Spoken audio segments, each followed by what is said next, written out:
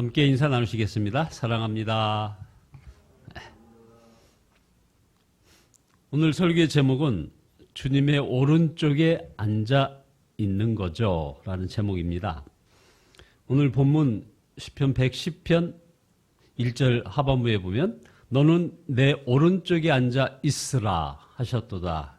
이 말씀을 활용해서 제목을 삼았습니다.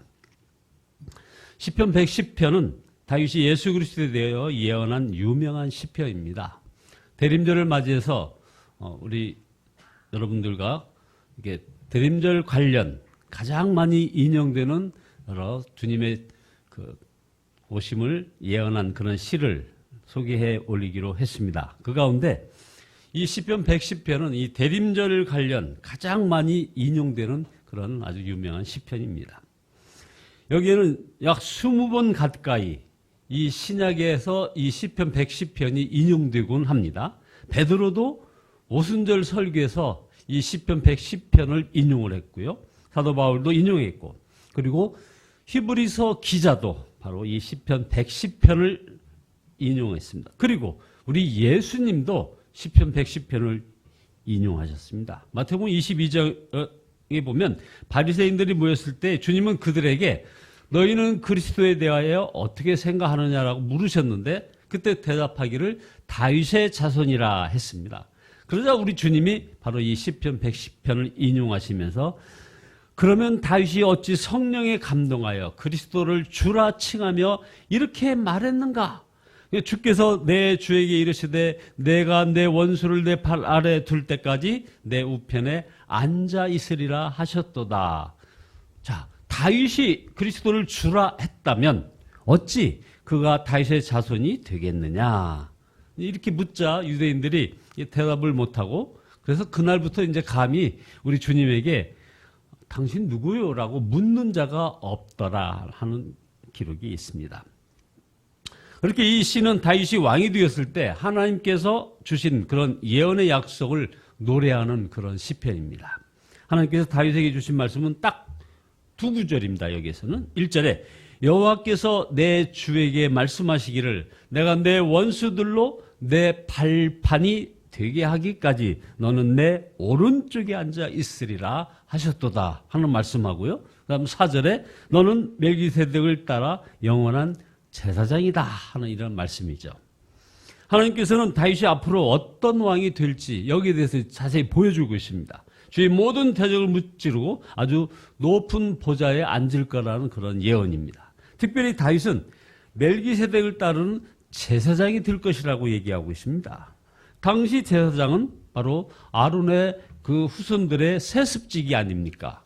그런데 다윗이 받은 그 제사장직은 바로 멜기세덱의 반차를 따른 그 제사장직입니다.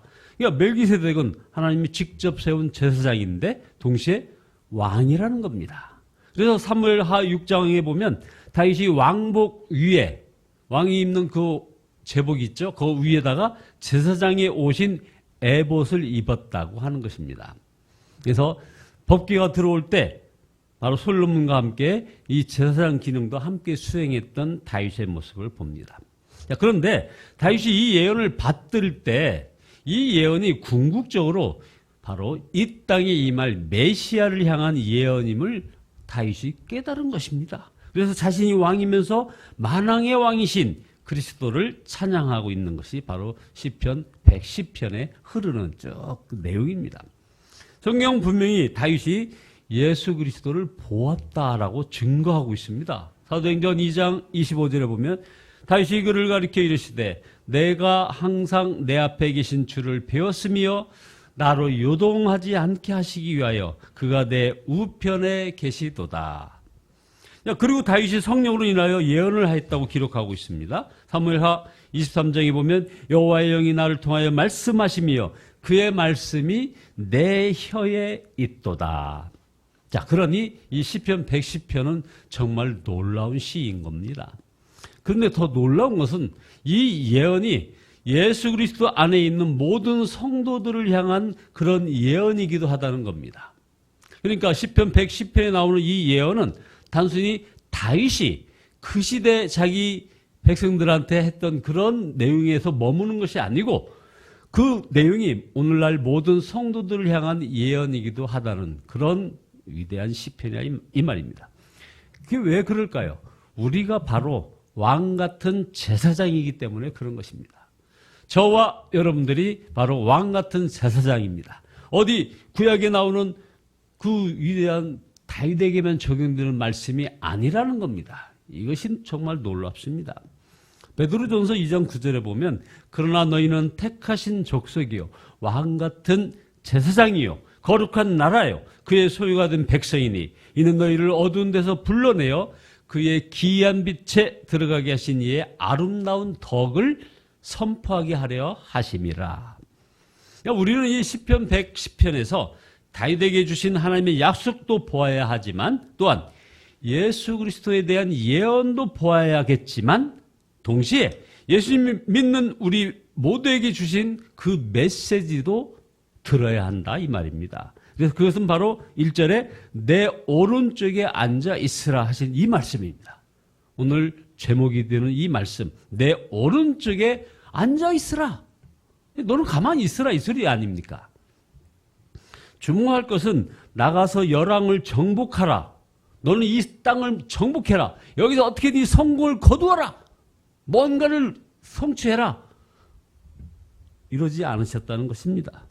논리적으로는 내가 너로 주의 모든 나라를 정복하게 하겠으니 나가서 힘써 싸워라 하는 것이 맞지 않겠습니까? 너가 좀 나가서 무장을 갖추고 실력을 채우고 공부를 해서 힘써 싸워라. 이게 세상 논리 아닙니까? 그런데 하나님은 내 오른쪽에 앉아 있으라 하셨습니다. 자, 여러분 이 말씀 정말 귀한 메시지입니다. 그 말은 하나님께서 친히 우리가 맞서 싸워야 하고 우리가 뭔가를 이루어야 하고 뭔가 성취해내야 할 그 일을 하나님이 친히 하신다는 것입니다. 그래서 1절에 내가 너의 원수들을 너의 발판이 되게 하기까지. 그러니까 다윗이 할 일은 하나님을 신뢰하고 하나님의 오른쪽에 앉아 있는 것입니다.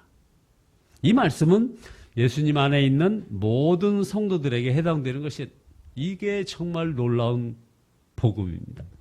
예수님은 요한복음 15장 4절에서 우리 모두에게 내 안에 거하라. 너희 안에 거하리라. 나도 너희 안에 거하리라. 이렇게 말씀하십니다. 이것이 그리스도인의 삶의 태도요. 세상을 이기는 열쇠입니다. 모든 것을 이루시는 주님을 완벽하게 신뢰하는 것. 이걸 얘기하고 있습니다. 그래서 하나님은 다윗에게 그런 권능의 지팡이를 주셨습니다. 2절에 여호와께서 시온으로부터 주의 권능의 큐를 지팡이죠. 큐를 내보내시리니 주는 원수 중에서 다스리소서. 자, 하나님에게서 전쟁에 나가는 다윗에게 사람들이 즐거이 모이게 해 주실 것이라고 3절은 얘기합니다. 주의 권능의 날에 주의 백성이 거룩한 옷을 입고 즐거이 헌신하니 새벽 이슬 같은 주의 청년들이 주께 나오는도다. 하나님께서 친히 문나라 모든 왕을 다 치실 것이라는 겁니다. 5절에 주의 오른쪽에 계신 주께서 그의 노하시는 날에 왕들을 쳐서 깨트릴 것이라. 문나라를 심판하여 시체로 가득하게 하시고 여러 나라의 머리를 쳐 깨트리며 길가의 시냇물을 마심으로 그의 머리를 드시리로다. 자, 다윗이 전쟁터에 나가겠지만, 그러니까 저와 여러분들이 이 전쟁터 같은 세상에 나가겠지만 실제로 싸워 이기게 하시는 분은 하나님이시라는 말입니다. 그런데 하나님의 약속이 이렇게 놀라워도 중요한 것은 다윗이 과연 그 하나님을 신뢰하고 하나님의 우편에 앉아 있을 수 있느냐 하는 것입니다. 바로 이겁니다. 저와 여러분들이 다윗처럼 과연 하나님을 온전히 신뢰하고 그래서 하나님의 오른쪽에 앉아 있을 수 있겠습니까? 예수 그리스도 안에서 우리에게 주시는 하나님의 약속은 정말 너무나 놀랐습니다. 자, 하나님의 약속은 이런 겁니다. 염려하지 말라는 겁니다. 여러분, 염려하지 말라. 아니, 염려가 이렇게 되는데 염려하지 말라는 전능하신 하나님의 이 말씀. 또 두려워하지 말라. 얼마나 놀라운 약속의 말씀입니까? 두려워하지 말라. 그리고 기뻐하라는 겁니다. 감사하라는 겁니다. 그리고 용서하고 사랑만 하라는 것입니다. 문제는 우리가 주님을 정말 믿고 주님 안에 거할 수 있느냐 하는 것입니다. 주 안에 거하는 믿음은 결코 작거나 무기력한 것이 아닙니다. 이건 대단한 믿음입니다. 하나님께서 역사를 주관하신다는 사실, 그리고 그 하나님이 함께 하신다는 것이, 이것이 믿어져야 하나님의 오른쪽에 우리가 앉아 있을 수 있는 것입니다. 여러분은 얼마나 주님 안에서 앉아 있을 수 있습니까? 그것은 전적으로 함께 하시는 주님이 정말 믿어지느냐 하는 것에 달려 있습니다. 그래서 우리 예수님과 함께 하자 하는 그런 얘기가 계속해서 나오는 것입니다. 우리가 예수님을 믿고 받은 은혜는 뭐 죄사함이나 하나님의 자녀된 그 권세만 받는 것이 아니라는 것. 그래서 주님과 동행하며 항상 주님 안에 거하는 은혜도 우리가 받았다는 것. 이것을 놓치면 안 되는 겁니다. 우리는 죽고 난 다음에 천국 갈 그런 은혜만 받은 것이 아닙니다. 우리는 지난주에 걸쳐서 2번의 장례를 치렀습니다. 다 천국에 갈 그런 은혜를 사모합니다. 그런데 말입니다. 우리가 죽어서 천국에 가는 그것만 사모하는 겁니까? 아닙니다. 지금부터 주님 안에서 사는 은혜도 받았음을 우리가 믿어야 하는 것입니다. 다시 말합니다. 지금도 우리가 천국의 삶을 살고 있다는 것, 이것을 믿어야 하는 겁니다. 예수님이 함께 하심을 믿되 조급하지 말아야 합니다. 그것은 주님 안에 거하는 믿음이 아닌 것이죠. 그래서 시편 37편 7절에 여호와 앞에 잠잠하고 참고 기다리라. 여러분도 자녀들을 기르면서 이 아이들이 어떤 때는 너무 더디게 자라는 것 같아서 이 애들이 언제나 클까 조급할 때가 있죠. 그러나 어느 순간 또 아이들을 보면은 아주 훌쩍 자라 있음을 봅니다. 이제는 자녀를 따라가기 힘들 정도인 거죠. 하나님의 역사도 마찬가지라는 겁니다. 하나님께서 아무런 역사를 행하시지 않는 것 같았는데 하나님께서 역사하셨음을 깨달았을 때는 하나님께서 얼마나 빠르신지 우리가 정신을 못 차릴 정도입니다. 하나님을 뒤따라가기에 벅찰 정도라 이 말입니다. 여러분, 정말 우리가 주님 안에 거하기만 하면 주님이 우리를 위하여 모든 것을 행하실까요? 말씀을 듣고도 믿어지지 않는 분들이 계실 겁니다. 우리가 주님 안에 거하기만 하면 주님이 모든 일을 행하신다는 그런 믿음의 눈을 열어주는 그런 책, 여러분 얼마 전에 한번 소개해 올렸는데 그 책이 바로 뭐냐면요, 바로 이창호 장로님이 쓴 바디 바이블이라는 책입니다.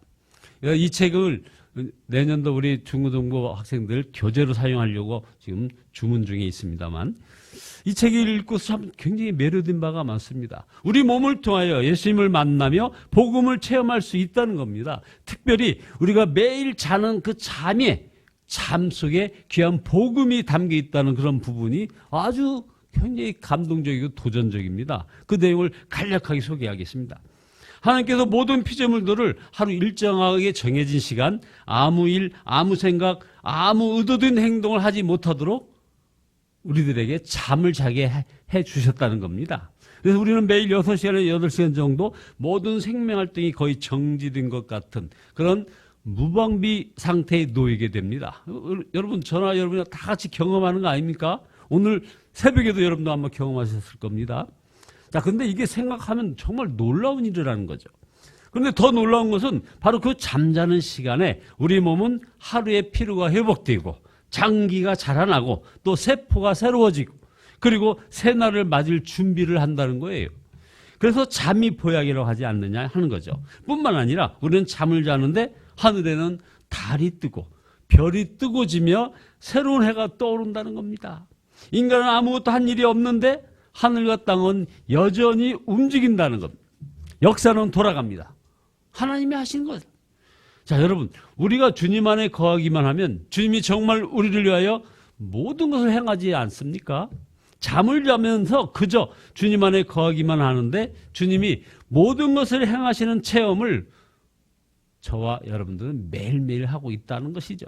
예수님께서 무엇을 먹을까, 무엇을 입을까 염려하지 말라고 하셨는데 공중의 새를 보라, 들에 핀 꽃들을 보라, 이렇게 먹이시고 입히시는 분이 하나님이라고 하셨습니다. 우리는 잠을 통하여 주님의 말씀을 실제로 체험하는 것이라 이거죠. 사실 오늘 현대인들은 무엇을 먹을까, 무엇을 입을까 노심초사하면서 자지 않고 일하고 자지 않고 공부합니다. 너무나 소중한 잠의 은혜를 잃어버리고 산다는 겁니다. 밤에 잠자지 않는 문화는 한결같이 타락한 문화입니다.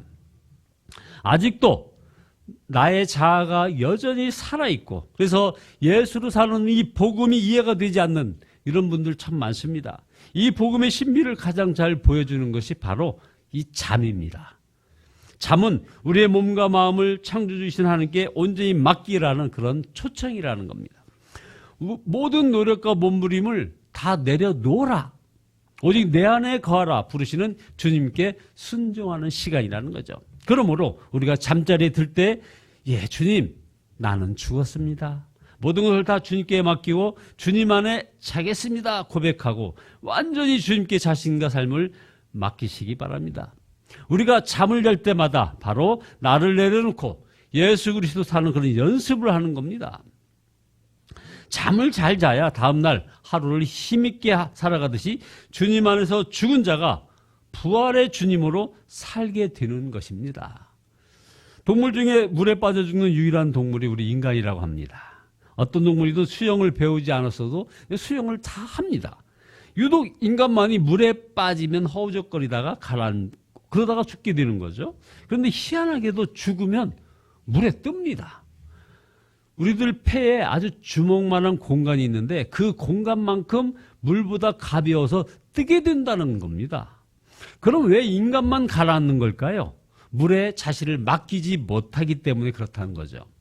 자, 우리가 주님 안에 거하지 못하는 것이 정확하게 이런 모습이라는 것을 이 책에서 지적하고 있습니다. 주님께 맡기고 주님 안에 거하면 얼마든지 이겨나갈 수 있는데 믿고 맡기지 못하여 걱정에 스트레스에 몸이 굳어져 버리고 혈관이 막혀버리는 것입니다. 여러분들 지금 세계 사망 원인의 1위가 심혈관 질환이라는 겁니다. 이 심혈관 질환이 30%를 차지한대요.